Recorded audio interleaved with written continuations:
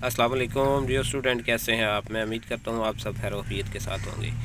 Dear student, आज हम आपको बायोलॉजी क्लास नहम के इम्पॉर्टेंट लॉन्ग क्वेश्चन बताएंगे। कौन कौन से चैप्टर में से लॉन्ग क्वेश्चन आ सकते हैं।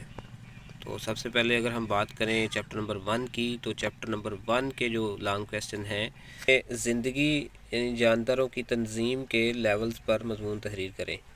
ये बड़ा इंपॉर्टेंट क्वेश्चन है।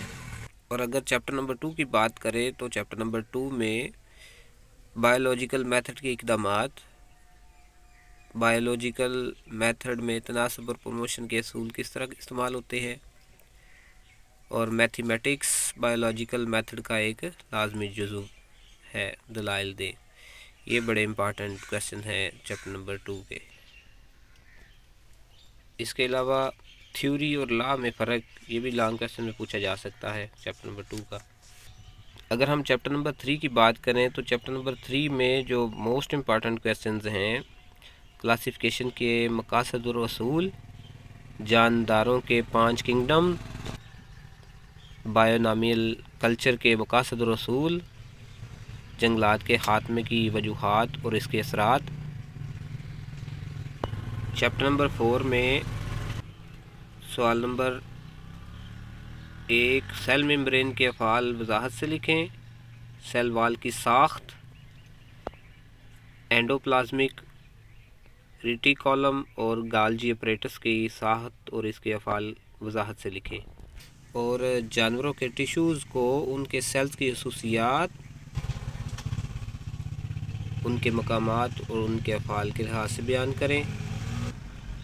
और लास्ट पे पौधों के टिश्यू को इनके सेल्स की खसूसियात और इनके मकामात और इनके अफ़ाल के लिहाज से बयान करें। ये भी बड़ा इम्पॉर्टेंट है। और जहाँ तक चैप्टर नंबर 5 में अगर हम देखें, तो लॉन्ग क्वेश्चन में सेल साइकिल क्या है और इसके अहम मराहल, माइटोसिस की अहमियत,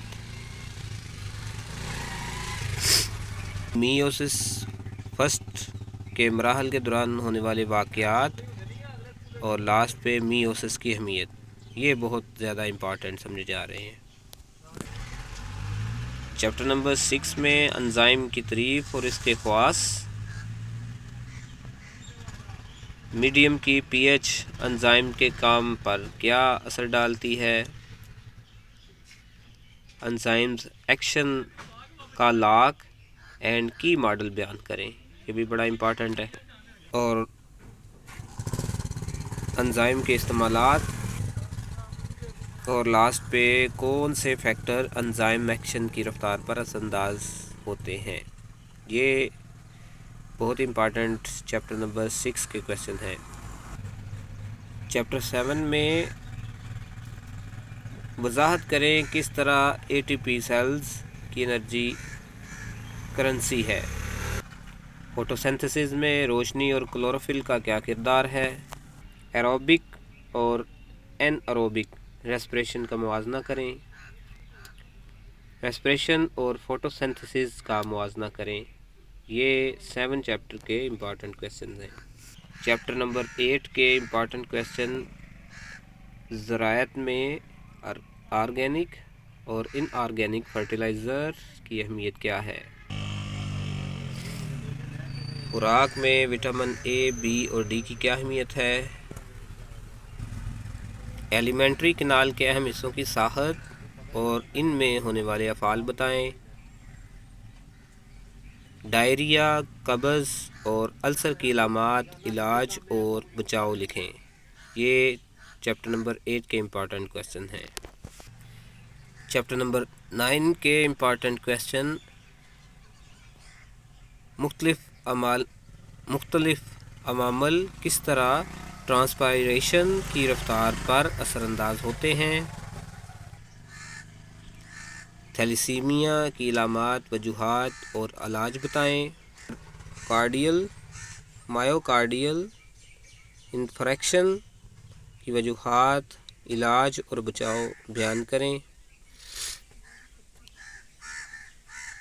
और लास्ट पे आर्टरी, वेन और कैपिलरी की साहत और अफ़ाल में मुवाजना करें। یہ چیپٹر نمبر 9 کے امپورٹنٹ کویسچن ہیں۔